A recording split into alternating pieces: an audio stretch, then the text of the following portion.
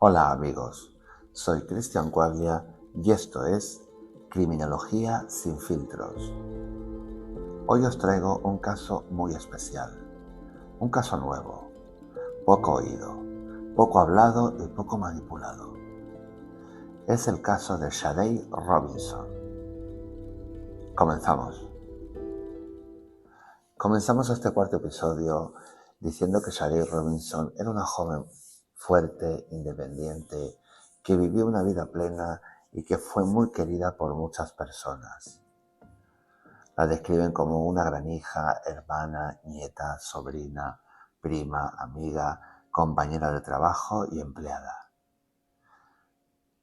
En su página web, de la cual me he documentado para hacer este episodio, he podido comprobar la huella que dejó Shadei entre sus amigos y familiares. Una amiga la describe como que era un abrazo y una sonrisa asegurada cada vez que la veía. Dice también que iluminaba cada habitación en la que entraba, que iluminaba los días y las vidas de todos los que la conocían. Shadei era una luchadora. Sabemos que en 19 años sobrevivió a múltiples episodios de abuso sexual, físico y mental. Sabemos que era solidaria y que hacía todo lo que podía para ayudar a los demás, sin importar sus propias dificultades. Shadei, como toda joven emprendedora de su edad, era ambiciosa, tenía esperanzas y muchos sueños por cumplir. Planeaba todo con meticulosidad y ejecutaba sus planes para alcanzar sus metas, siendo aún una persona muy joven. Pero Shadei, a sus 19 años, vio truncados todos sus sueños. Su vida fue robada de forma atroz. Vamos a hablar de su vida temprana, de su infancia. Sabemos que Shadei nació en Vicksburg, Mississippi, el 10 de mayo de 2004. Poco después de cumplir un año, ella y su madre se mudaron a Milwaukee, en Wisconsin, y desde entonces estuvieron muy unidas. Pasó sus primeros años en Milwaukee, asistiendo a la escuela Craig Montessori, mientras vivía con su madre y sus abuelos. A los 3 años se convirtió en hermana mayor. De pequeña tuvo muchos problemas con la audición, que requirieron un procedimiento ambulatorio para colocarle tubos en los oídos. Esto le provocó retrasos en el habla que logró superar con ayuda de logopedas. Aún así, siempre estaba sonriendo.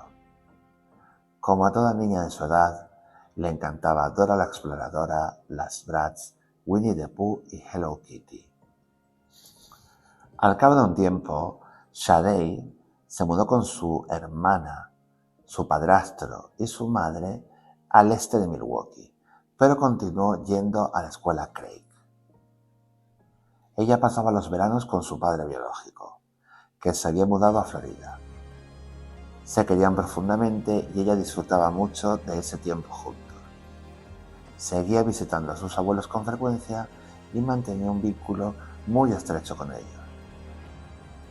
Participaba en actividades como las Girl Scouts, el fútbol, bailes de salón y claqué. Al entrar en 7º grado, empezó a tener dificultades escolares y decidió mudarse a Florida para vivir con su padre. Sobre el tiempo en Florida, la página memorial dedicada a Shadei nos cuenta que le encantaba vivir en Cape Coral, que disfrutaba mucho de estar allí con su padre, su madrastra y su hermanastra. También visitaba Milwaukee durante las vacaciones escolares. Le encantaba esos cambios. Hizo amistades rápidamente en la Challenger Middle School y luego en la Ida Baker High School. Luego se unió a la National Junior Honor Society y encontró su pasión en el programa juvenil de esta entidad. También le gustaba tejer, bailar y cuidar a sus pájaros, que eran sus únicas mascotas. Cabe destacar que consiguió su primer trabajo en un lavadero de coches con tan solo 14 años. Siguió los pasos de su tío en la música y grabó 2 canciones como rapera. Pero durante su segundo año de instituto, su salud mental empezó a deteriorarse. Sade luchaba contra pensamientos suicidas y contra el trauma de los abusos sufridos. Finalmente, después de mucho luchar, su madre ganó la batalla legal para llevarla de vuelta a Milwaukee. Al volver, Sade ingresó en la Riverside University High School, justo antes del inicio de la pandemia, lo que dificultó mucho que hiciera nuevas amistades. Pero perseveró y se integró con los jugadores del equipo de fútbol. Incluso llegó a pensar en unirse a ellos. Rápidamente consiguió empleo en Pizza Shuttle a los 15 años, donde fue muy querida por sus clientes y compañeros. Al ver que era tan buena, la compañía le ofreció un puesto de gerente, pero Sade lo rechazó para no perder el foco en sus auténticas metas. Aún así, Sade cumplía funciones de responsabilidad. Sade se graduó un semestre antes, en enero del 2022, a pesar del cambio de ciudad, de escuela y de todo. Tras graduarse, Sade pensaba en alistarse a las Fuerzas Aéreas o estudiar en la Jackson State University, pero eligió hacer el grado de Justicia Criminal en el MATS, gracias a una beca Promise. En 2022 consiguió un segundo empleo como camarera de banquetes en el Wisconsin City Club. Ya tenía 2 trabajos, el de la pizzería y el de camarera de banquetes. Sade ahorró y ahorró dinero y comenzó a viajar. Fue hasta Nueva Orleans, fue a Mississippi y finalmente fue a Jamaica. Viajó sola, aprendió sobre la cultura criolla, hizo tirolina, montó en ATV y probó comidas locales. Hizo grandes amistades allí. Y algunos prometieron ir a visitarla a Estados Unidos, pero esa promesa nunca se cumplió, ya que 3 meses después, Sade fue asesinada. De regreso de su viaje de Jamaica, Sade compró su primer coche, un Honda Civic. Le puso de nombre Coco Chanel, en honor al perrito fallecido de su madrina. Horas después de estrenar el coche, tuvo un accidente y el coche fue destruido. Las tensiones con su madre crecieron. Su situación de vivienda se volvió inestable. No tenía dónde dormir, no tenía dónde vivir. Intentaba quedarse en casas de amigas, en coches. Como trabajaba y ahorraba dinero, consiguió alquilar un apartamento en Bluebirds Hill, que pagaba completamente sola. Firmó el contrato el día antes de cumplir los 19 años. Permitía que su hermana se quedara con ella durante los primeros meses. También trabajó como bartender. Conducía hasta Waukesha de noche, mientras seguía estudiando y con otros 2 trabajos. En total ya tenía 3 trabajos. Se sentía muy agotada, pero nunca dejó de estudiar y nunca dejó sus responsabilidades. Había comenzado a salir más, como toda joven de su edad, pero era muy responsable y pagaba el alquiler con meses de adelanto. Su vida comenzaba a estabilizarse. En mayo del 2024, finalmente iba a graduarse del grado de Justicia Criminal. Luego planeaba unirse a la Fuerza Aérea y de ahí dar el paso al FBI. Iba al gimnasio todos los días, con constancia y orgullo por su progreso. Quería superarse a sí misma. El 1 de abril de 2024 salió a trabajar al Pizza Shuttle y luego fue a su primera cita. Un hombre llamado Maxwell Anderson. No volvió a salir viva de esa cita. Desgraciadamente, al día siguiente su coche apareció incendiado. No se presentó a trabajar, como es lógico, pero esto le extrañaba a sus amigos, a sus compañeros de trabajo y a sus propios jefes. 5 días después, sus restos fueron encontrados en Warnimont Park. Sus teléfonos habían dejado de emitir señal desde la noche de la cita. Semanas posteriores comenzaron a hallarse partes de su cuerpo en Milwaukee y en Waukegan. Su cabeza a día de hoy sigue sin aparecer.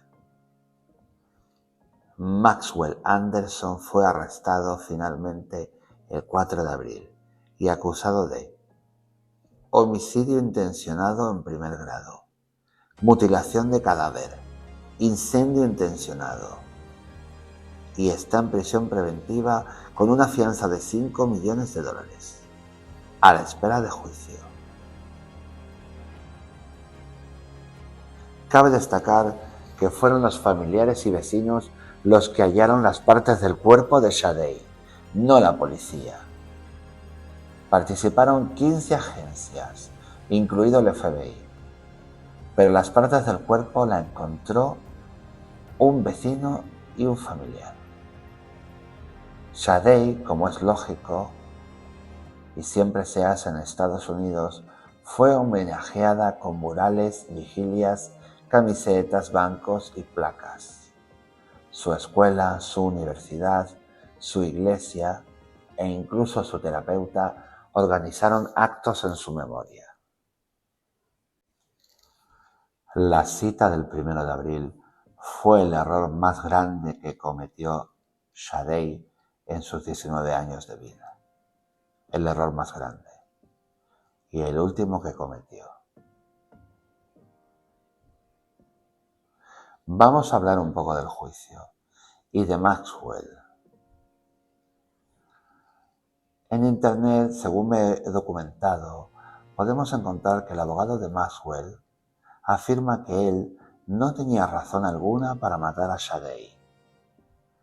Los fiscales dicen que las pruebas demostrarán que un hombre de Milwaukee mató y desmembró brutal y fríamente a una joven de 19 años, después de haber compartido una cena durante su primera cita. Las declaraciones de apertura marcaron el inicio del juicio de Maxwell Anderson. Este hombre de 34 años está acusado de homicidio intencional en primer grado, mutilación de un cadáver, ocultación del mismo e incendio provocado por la muerte de Shadei Robinson. Según me he podido documentar leyendo la página web wpr.org.news.jury-finds, la cual habla sobre Maxwell Anderson, su abogado cuenta que su cliente no tenía razón alguna para matar a la joven. Los fiscales dicen que las pruebas demostrarán que un hombre de Milwaukee mató y desmembró brutal y fríamente a Shadei. Las declaraciones de apertura marcaron el inicio del juicio contra Maxwell Anderson, el cual está acusado de homicidio intencional en primer grado, mutilación de un cadáver, ocultación de un cadáver e incendio provocado por la muerte de Shadei Robinson.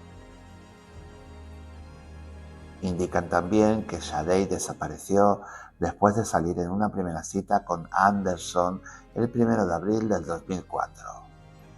El fiscal adjunto del condado de Milwaukee, Ian Vance Corsan dijo al jurado durante su declaración inicial que los registros telefónicos y las grabaciones de vídeo demostrarán que Anderson sí mató a Robinson después de llevarla a su casa tras haberse encontrado para cenar en un restaurante de Milwaukee. Vance Corsan indica que luego la cortó brutal y fríamente en pedazos, se deshizo de las partes de su cuerpo y quemó finalmente su coche. En los días posteriores se encontraron partes del cuerpo de Robinson, incluyendo las piernas, su brazo derecho, su torso y su pecho derecho, en diferentes lugares de la región de Milwaukee. Sin embargo, el brazo derecho de Robinson apareció en la costa de Waukegan, en Illinois, el 11 de mayo de 2024. Su pierna amputada fue hallada en un parque de Cudahy el 2 de abril del 2024. En la denuncia penal, la policía afirmó que creían que la pierna parecía haber sido cortada con una sierra. Las pruebas en este caso demostrarán más allá de toda duda razonable que Maxwell Anderson mató intencionadamente a Shadei Robinson y luego buscó hacerla desaparecer de este mundo, dijo Vance Corsan. También indicó que descuartizó su cuerpo, intentó deshacerse de sus restos e intentó encubrirlo por todos los medios posibles. A todo esto, el abogado de Maxwell Anderson afirma que su cliente no tenía razón alguna para matar a Shadei Robinson. Los fiscales dicen que las pruebas demostrarán que un hombre de Milwaukee mató y desmembró brutal y fríamente a una estudiante universitaria de 19 años, horas después de haber compartido con ella una cena durante una primera cita. Las declaraciones de apertura marcaron el inicio del juicio de Maxwell Anderson el miércoles en el Tribunal del Circuito del Condado de Milwaukee. Anderson, de 34 años, está acusado de homicidio intencional en primer grado, mutilación de un cadáver, ocultación de un cadáver e incendio provocado por la muerte de Shadei Robinson. Shadei desapareció después de salir en esta primera cita con Anderson, el 1 de abril de 2024. El fiscal adjunto del condado de Milwaukee, Ian Vance Corsan, dijo al jurado, durante su declaración inicial, que los registros telefónicos y las grabaciones de vídeo demostrarán finalmente que Anderson sí mató a Robinson, después de llevarla a su casa tras haberse encontrado para cenar en un restaurante de Milwaukee. Luego la cortó brutal y fríamente en pedazos, se deshizo de las partes de su cuerpo y quemó su coche, dijo Vance Corsan al jurado. En los días y semanas posteriores se encontraron partes del cuerpo de Shadei Robinson, incluyendo las piernas, su brazo derecho, su torso y su pecho, en diferentes lugares de la región de Milwaukee. El brazo derecho de Robinson apareció en la costa de Waukegan, Illinois, el 11 de mayo del 2024, según Vance Corsan. Su pierna amputada fue hallada en un parque en Cudahy el 2 de abril del 2024. En la denuncia penal, la policía afirmó que creían que la pierna había sido cortada con una sierra. Las pruebas en este caso demostrarán, más allá de toda duda razonable, que Maxwell Anderson mató intencionalmente a Shadei Robinson y luego buscó hacerla desaparecer de este mundo, dijo Vance Corsan. También dijo, descuartizó su cuerpo, intentó deshacerse de sus restos y encubrirlo por todos los medios posibles. Robinson estudiaba en Milwaukee Area Technical College y trabajaba en Pizza Shuttle, un restaurante en el este de Milwaukee. Se espera que el juicio dure 2 semanas. Vance Corsan dijo que las pruebas y los testimonios que veremos y escucharemos el jurado serán voluminosos. El fiscal dijo que el jurado verá grabaciones de vídeo y registros telefónicos que demostrarán que Anderson condujo el coche de Shadey por Milwaukee y que luego lo incendió la mañana del 2 de abril del 2024. También cabe decir que la policía encontró la pierna y el pie de Robinson cercenados en pedazos, cerca de un área de juegos donde se incendió el coche. Informó Ben Coulthard que la cabeza de Robinson aún no había sido recuperada. El abogado defensor de Anderson no discutió que su cliente saliera en una cita con Robinson, ni que las partes desmembradas del cuerpo le pertenecieran. Sin embargo, argumentó que Anderson no tenía ningún motivo para matarla. Dijo también: mi cliente no tenía ninguna razón para cometer este crimen. Anthony Catton, abogado defensor de Maxwell Anderson, dijo también: escucharán el testimonio del inquilino que vivía debajo de Anderson y que afirmó no haber oído ningún sonido de lucha, pelea o gritos. También dijo que los investigadores no encontraron ningún arma homicida en la casa de Anderson. No discutimos ninguna parte de esa cronología, que salieron juntos y que luego se fueron a casa de Max. Pero eso no significa que él la matara, dijo Cotton.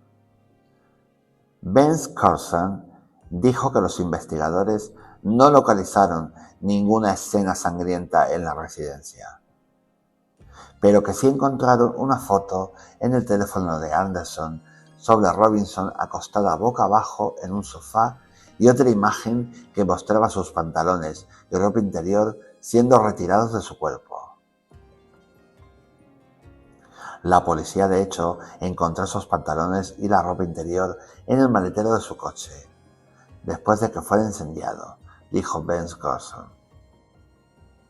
Recordemos que Ben Carson es el fiscal y que Anthony Catton es el abogado de Max Anderson. Ben Carson dijo también que los investigadores no localizaron ninguna escena sangrienta en la residencia de Max Anderson, pero que sí encontraron una foto en el teléfono de Anderson de Robinson, la cual estaba acostada boca abajo en su sofá y en otra imagen mostraba sus pantalones y su ropa interior retirados de su cuerpo. La policía, de hecho, encontró esos pantalones y esa ropa interior en el maletero de coche de Max, después de que fuera incendiado. Ben Carson también contó al jurado que el parque Warnimont, donde fue encontrada la pierna de Robinson, era un lugar muy conocido por Anderson. Anderson llamaba a este parque su playa secreta. Uno no pasa de salir a cenar y a tomar algo en Water Street para pasar un buen rato, a estar muerta, cortada en pedazos y arrojada al lago Michigan, a menos que alguien lo haya planeado meticulosamente, dijo Ben Carson. Después de las declaraciones iniciales, testificó uno de los hombres que encontró la pierna de Robinson, junto con un agente de policía de Cudahy, que acudió a la escena tras ser llamado. Todo esto que os he contado fueron parte de los alegatos iniciales del caso. Ahora vamos a hablar y a contar que el jurado finalmente declara culpable a Maxwell Anderson de matar y desmembrar a Shadey Robinson. Esto es sacado de la página WPR.org. News Jury finds Maxwell Anderson guilty of killing and dismembering 19-year-old Shadey Robinson. La página nos indica que Maxwell Anderson fue declarado culpable de matar a Shadey de 19 años, mientras ambos estaban en su primera cita. El jurado de Milwaukee finalmente declaró culpable a Anderson el viernes de todos los cargos. La noticia tiene fecha del 6 de junio, mismo día en el que el jurado lo declara culpable. Los cargos incluyen homicidio intencional en primer grado, mutilación de un cadáver y ocultación de un cadáver en incendio provocado.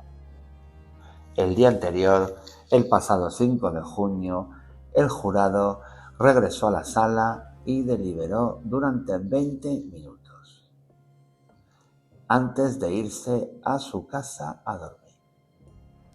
El jurado regresó a la sala el viernes por la mañana y anunció su veredicto final poco después de las 9. Después, a la salida del tribunal, la madre de Shadei, Sheena Scarborough, dijo que su hija era una heroína. Será recordada por siempre como un ángel, dijo Scarborough. A lo largo de todo esto, del dolor y de todo, Shadei sigue hablándome, guiándome, y su misión sigue siendo ayudar a los demás. Recordemos que Shadei desapareció después de salir a cenar y tomar algo con Anderson, el 1 de abril de 2024. El fiscal del distrito adjunto del condado de Milwaukee, Ian Benz-Carson, le dijo al jurado durante su declaración de apertura que vería registros telefónicos y vídeos de vigilancia que sí probarían que Anderson mató a Robinson después de la cena. Durante sus alegatos finales del jueves, Benz-Carson declaró al jurado que Robinson fue asesinada en la casa de Anderson, ubicada en la zona sur de Milwaukee. Añadió que Anderson la mutiló y la desmembró luego para arrojarla en el parque Warnimont en Cudahy, el lugar donde se encontró una de sus piernas. El jurado vio cientos de imágenes y vídeos y escuchó a docenas de testigos mientras Benz-Carson dirigía su argumento final. La evidencia en este caso ha demostrado, más allá de toda duda razonable, que el individuo responsable de esos actos intencionales es Maxwell Anderson, dijo Benz-Carson. Hay un vídeo del restaurante donde quedaron Shadei y Anderson que muestra a los dos cenando y tomando algo. Después hay registros telefónicos y grabaciones de videovigilancia, los cuales revelaron que fueron a un bar en el centro de Milwaukee y luego se dirigieron a la casa de Anderson en la zona sur de la ciudad. Había fotografías que Anderson tomó de Robinson que la muestran incapacitada en el sofá de Anderson, dijo Benz-Carson durante su argumento final. Está boca abajo. Su rostro está hundido en el cojín del sofá. Ella aparece con su pecho descubierto. Se le ve a él cómo le agarra su pecho derecho, el pecho que luego sería amputado. En los días y semanas en que Robinson estuvo desaparecida, parte de su cuerpo, incluida la pierna, su brazo, su torso y su pecho derecho, fueron encontradas en sitios de toda la región de Milwaukee. Benz-Carson, el fiscal del caso, dijo que Anderson luego llevó el cuerpo de Robinson en su coche al parque Warnimont, en Cudahy, en la mañana del 2 de abril. Este es el momento, damas y caballeros, en el que Anderson está descuartizando su cuerpo, dijo Benz-Carson. Ella está muerta y él se está deshaciendo de su cuerpo. Luego se supo que el brazo derecho de Robinson apareció en la orilla de Waukegan, Illinois, el 11 de mayo de 2024, según Benz-Carson. Su pierna amputada fue encontrada por alguien que caminaba junto al lago en el parque Warnimont, en Cudahy, la noche del 2 de abril del 2024. La policía declaró creer que la pierna de Shadei parecía haber sido aserrada. Se sabe que después de desmembrar su cuerpo en el parque, Anderson condujo el auto de Shadei hacia el lado norte de Milwaukee, donde finalmente lo incendió para tratar de cubrir sus huellas. Habéis visto el vídeo de él alejándose del coche en llamas. Conocemos, gracias al laboratorio forense, que él utilizó destilado de petróleo inflamable para incendiar el coche y de repente se aleja caminando, tranquilamente, dijo Vince Carson durante su alegato final. Anderson no testificó durante el juicio. Su defensa no presentó testigos. Durante sus argumentos finales, el abogado defensor de Anderson, Anthony Cotton, dijo que su cliente no tenía intención de matar a Shadei Robinson. No hay nada en los vídeos que han visto que sugiera que Max esté planeando o que planeara hacer algo parecido a un homicidio intencional, dijo Cotton durante el argumento final. Fuera del tribunal, Cotton dijo que respetaba la decisión de Anderson de no testificar. Es una decisión personal de mi cliente, dijo Cotton. La audiencia de sentencia de Anderson ha sido fijada finalmente para el 15 de agosto. A fecha de hoy, Maxwell Anderson está en la cárcel del condado. Hay una página de GoFundMe creada por su familia en la cual se han llegado a recaudar casi $65,000. He estado investigando sobre el dinero que se recauda a través de GoFundMe y no he podido encontrar mucha información porque en el perfil de la página aparece en la recaudación como cerrada en casi $65,000. Sin embargo, si vais a la página de la Fundación de Shadei, creada y promovida por su madre, la señora Scarborough, os dirigís a la web que te cuenta el caso, te cuenta la vida de Shadei y demás. Hay una parte al final de la web en la que dice Donate, pincháis ahí, Donate Now concretamente, y abajo pone Powered by GoFundMe. Si pincháis ahí os lleva a la página de GoFundMe, pero aquí sí que está abierto. Llama la atención que indica en inglés que el dinero recaudado va para la fundación de Shadei, Park Memorial y para una startup sin fines de lucro. Que la beneficiaria de la donación será Sheena Scarborough, la madre de Shadei. Lo primero que sugiere la página es que se donen directamente como sugerencia $200. Nos gustaría saber, siempre sin acritud, pero siempre desde la investigación criminológica, qué se hace con este dinero, ¿verdad? Si es para lo que es la víctima, si es para el memorial. Las bases fundacionales de la fundación en su propia web nos indican que en nuestra emisión, traducido directamente desde la web, según estoy leyendo ahora mismo, dice que se dedican al soporte de las personas desaparecidas y las víctimas de crimen. Pues que nuestra misión es encontrarlas, crear grupos de trabajo, recursos y ayudarles en estos tiempos de crisis. Luego hay un statement sobre lo que hace la Fundación Shadei, cuánto tiempo ha estado operando la fundación y cómo opera o qué hace la fundación. Pero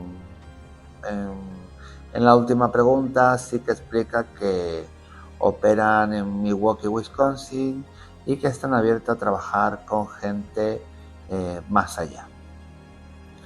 Les voy a contactar por simple curiosidad como criminólogo para que me cuenten más acerca de su proyecto, ¿no? De lo que quieren llevar a cabo, porque estoy viendo que siguen recaudando dinero. En vida Shadei tenía 3 trabajos, no tenía ayuda de su madre, ahí lo dejo.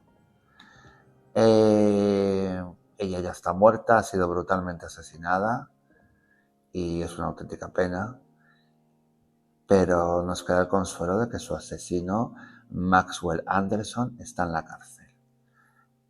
Todavía no tenemos una sentencia final, tendremos una segunda parte del caso para saber finalmente cuántos años le caen a esta persona. Ahora vamos a lo que nos interesa realmente después de contar este caso, este podcast, no como lo cuenta todo el mundo, que se centran en las miserias, ¿no?, del hecho. Yo quiero enfocarlo a las teorías criminológicas para entender lo que es el caso en sí y lo que hizo el asesino, ¿no? Vamos a empezar con una de mis teorías favoritas, que es la del control social, la de Travis Hilsey, que ya sabemos que esta teoría sostiene que las personas se abstienen de delinquir cuando están fuertemente integradas en vínculos sociales, ¿no? Familia, empleo y comunidad. Aquí podemos ver que Maxwell pues vivía en una casa de 2 plantas en la parte de arriba y bueno, pues se dedicaba a ver la vida pasar. ¿Cómo lo aplicamos a este caso? Pues en la brutalidad del crimen, la falta de remordimiento aparente, porque hemos visto que en el juicio, y según os he contado, pues él se mantiene, vamos, como que le da todo igual, ve simplemente la vida pasar, y el abogado, pues en su gran haber, dice que él no tenía intención de matarla, ¿no? Pero claro, a ver, es defensa, ¿qué va a hacer el abogado? Pues negar la mayor. Esta teoría, si la aplicamos, nos dice que la capacidad para encubrir los hechos y la aparente falta de vínculos afectivos profundos pueden reflejar una débil integración social y una carencia de control tanto interno como externo. Luego, otra de mis teorías preferidas que creo que podemos aplicar a este caso, me viene a la cabeza ahora mismo la teoría de la neutralización de Skies y Matza, que nos dice que los delincuentes justifican su comportamiento para neutralizar la culpa.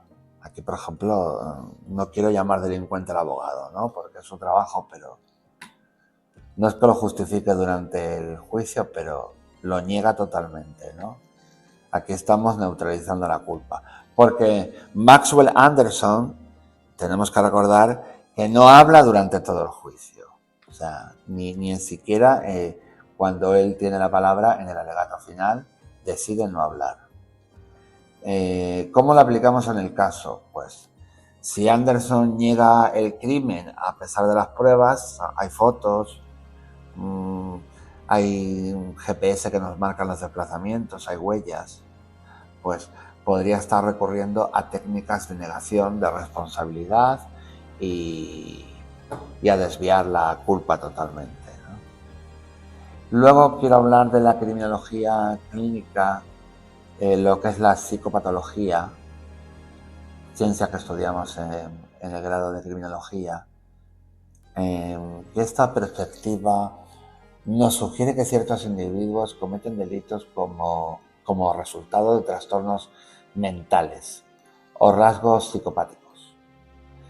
¿Cómo lo aplicamos al caso? Pues la frialdad con la que desmembró el cuerpo. Intentó borrar las pruebas, causando un incendio, lo planificó, está clarísimo porque queda con ella. Esto lo explica el fiscal Ben Carson. O sea, no es un crimen fortuito de ahora quedo contigo, te mato y te desmembré, no. O sea, lo tenía muy claro. Queda con ella, la cena, la come la cabeza, la mete en el coche, la lleva a su casa, algo la debe de dar, está claro, porque no se pudo hacer una autopsia, pero cuando se habla a lo largo del juicio de que ella tenía la cabeza boca abajo en el sofá y estaba como sin vida, ¿no? Está claro que en algún momento la pudo haber drogado. Y de ahí viene la planificación. Se han encontrado fotos que podrían apuntar a rasgos de psicopáticos, falta de empatía, manipulación y sadismo. Quiero recalcar que en este caso hay mucho sadismo, muchísimo. El hecho de cortar las piernas, los brazos y sobre todo el pecho, ¿no? El pecho derecho en concreto. Eso es sadismo en estado puro. Luego tenemos pues el asesinato organizado, ¿no? Desorganizado. Que esta es una teoría que crearon Douglas y Ressler, ¿no? Con el FBI, que según la tipología del FBI, Anderson mostraría rasgos de un asesino organizado. O sea, un asesino organizado selecciona a la víctima, hace desplazamiento del cuerpo, destruye las pruebas, tiene una clara motivación de control y dominación sexual sobre la víctima. Aunque las teorías criminológicas raras veces se centran en la víctima, como ya hemos hablado en otros podcasts, en crímenes de esta naturaleza, sí podemos verlo también desde la victimología, que nos puede aportar algunas interpretaciones, ¿no? Como es la victimología general de Benjamin Mendelssohn, que analiza el grado de relación entre la víctima y el victimario. En este caso, Shadei sería una víctima inocente, sin participación, sin provocación en el hecho criminal. La teoría de la victimización por proximidad. Algunas víctimas lo son debido a la proximidad que hay en el espacio temporal con el agresor. En este caso lo podemos aplicar que, bueno, Shadei conoció a Anderson por una cita, ¿no? Una app de contacto, una aplicación en la que queda la gente. Esta cercanía inmediata con alguien desconocido implicó el riesgo, que no es atribuible a ella nunca, pero que contextualiza lo que es la victimización en un entorno de vulnerabilidad estructural. En la criminología feminista quiero destacar la perspectiva de género, que ya sabemos que examina el género y el patriarcado, y sabemos cómo influyen en la violencia contra las mujeres. Si lo aplicamos en este crimen, podemos entender como una forma extrema de violencia de género, donde el cuerpo femenino es totalmente deshumanizado, criminalizado, objetualizado y destruido con una interacción social mínima, posiblemente con motivación sexual y claramente con una dominación masculina. La toma de fotos íntimas y el desmembramiento de ciertas partes del cuerpo se vinculan con dinámicas de control y cosificación total del cuerpo femenino. Está claro que aquí hay una dominación masculina y que influye posiblemente con este asesino todo lo que es el patriarcado y la violencia contra las mujeres. En una posible motivación criminal según el perfil, y analizarlo también, el perfil criminológico, en una dominación y control, según los indicios, el crimen no fue impulsivo, sino premeditado. El hecho de tomar fotos y ocultar el cuerpo revela totalmente el control, planificación y ausencia de empatía. Una motivación sexual o fetichista. La fotografía donde expone el pecho de la víctima de Shadei y la mutilación del mismo, junto con la desnudez y la violencia extrema, podrían vincularse en este caso con componentes sexuales desviados. La eliminación del testigo, aunque no se ha confirmado una agresión sexual, ya que hay partes del cuerpo que no han aparecido, nos deja claro que la evidencia de manipulación del cuerpo de Shadei sugiere que pudo matarla para encubrir otro delito. Yo también lo creo. Yo creo que aquí hubo un caso de violación sobre ella y luego pues la desmembró y la fue arrojando en el parque, en el lago y demás sitios de los cuales hemos hablado. Para concluir, podemos analizar este horrendo crimen desde el enfoque multicausal, que es desde lo psicológico por un probable trastorno de personalidad antisocial o psicopático, desde lo sociológico, lo que son las rupturas totales de lazos sociales, ¿no? Y la falta de control social de esta persona. Y desde una perspectiva de género, pues una expresión brutal de lo que es la violencia machista llevada al extremo. Tenemos varios casos sobre esto, es una auténtica pena. La violencia machista en este caso está encausada por una cita que quedaron a través de una aplicación. Pero bueno, no difiere mucho de lo que es la violencia que vemos todos los días en el telediario del machismo, ¿no? De un hombre fulanito mató a su mujer de tantas puñaladas. Esto es lo mismo. Pero encima es peor porque es una persona que quiere pues tener una vida, salir, conocer, tiene su trabajo, su casa, parece que su vida ya está encausada a pesar de su corta edad, ¿verdad? Ella tenía claro que tras acabar sus estudios en la universidad quería entrar en los militares y luego pasar al FBI, ¿no? Hay una clara planificación por parte de ella de conseguir una serie de objetivos en su vida. Y todo lo contrario con su asesino.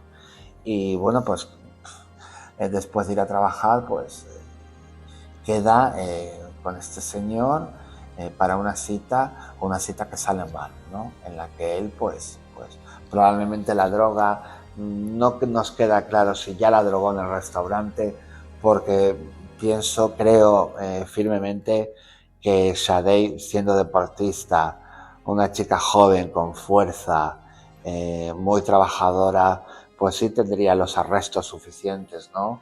Y la valentía y más en un restaurante que había cámaras y había gente y había comensales, perfectamente podría haber gritado y podría haber pedido ayuda. Hay un vídeo en el que se les ve saliendo del restaurante y a ella se la ve muy tranquila. Yo creo que ella ya en ese momento estaba drogada, que él la drogó ya en el restaurante, probablemente echándole algo en la bebida. Y de ahí la llevó a su casa, la violó y la mató. ¿Qué se dice en el tribunal? Pues en el tribunal se dice que se prueba esto que estoy diciendo, la violación no queda del todo probada, pero sí es verdad que se dice que la mató y la desmembró, pues y la terminó de desmembrar en el parque y arrojó su cuerpo pues donde pudo, ¿no? ¿Qué sacamos de conclusión final? Lo que siempre os digo en el podcast, me acabo en algunos de ellos diciendo cuidaros y estar atentos, y siempre os digo, la criminología es todo lo que nos rodea. Queda como un eslogan y queda muy bonito al final, ¿no? Pero tenemos que cuidarnos y tenemos que protegernos, sobre todo proteger a nuestras hijas, nuestras primas, nuestras sobrinas, nuestras madres, proteger a la mujer en general y también, ¿por qué no, al hombre, ¿no? Tener muy claro que si se queda con alguien que no se conoce, tiene que ser en un sitio visible y por qué no tener que haber un amigo cercano, ¿no? que esté viendo la situación y nunca jamás irse con esa persona a su casa o a un sitio en el que nadie nos pueda echar una mano. O sea, hoy en día la situación está muy mal y hay que protegerse a sí mismo. Entonces lo mejor es quedar un par de veces e ir viendo a la persona y conociéndola, para luego ya dar el paso del comienzo de una relación. Esto también lo estudiamos en criminología, en una asignatura en concreto, que ya os explicaré más adelante. Hemos llegado al final del caso, del episodio 4 de este humilde podcast, Criminología sin filtro. Os he contado un caso muy triste, afecta muchísimo, una chica joven, trabajadora, que estaba cumpliendo sus objetivos y que por una fatalidad del destino queda con un señor el cual pues la agrede y la asesina de una forma brutal. La moraleja final que tenemos que sacar de esto es que tenemos que cuidarnos entre todos y tenemos que tener muy presente no tener paranoia de pensar que todo el mundo puede ser un asesino en ciernes, pero sí estar alertas, cuidarnos, y más si sois mujeres. Tenéis que ser fuertes y cuidaros y protegeros mucho. Y siempre, pues, cuando estáis con alguien que vais a cenar, tenerla, tanto si tenéis un teléfono Android como un teléfono iOS, tenéis que dar la localización a un familiar para que os esté monitorizando constantemente. Luego también es conveniente que si estáis en una comida, hagáis que alguna persona os llame, por ejemplo, cada 15-20 minutos. Y cogéis la llamada y decís, sí, estoy aquí pasándomelo bien, o, ay, pues mira, pues si veis que la cena dudáis o hay algo que no os cuadra o veis que no estáis a gusto, cuando os llamen decir, vale, pues no te preocupes, ahora paso por tu casa, o ¿no te importa venir a recogerme? Por supuesto que esto lo tenéis que tener hablado antes con vuestro familiar, colega, ¿no?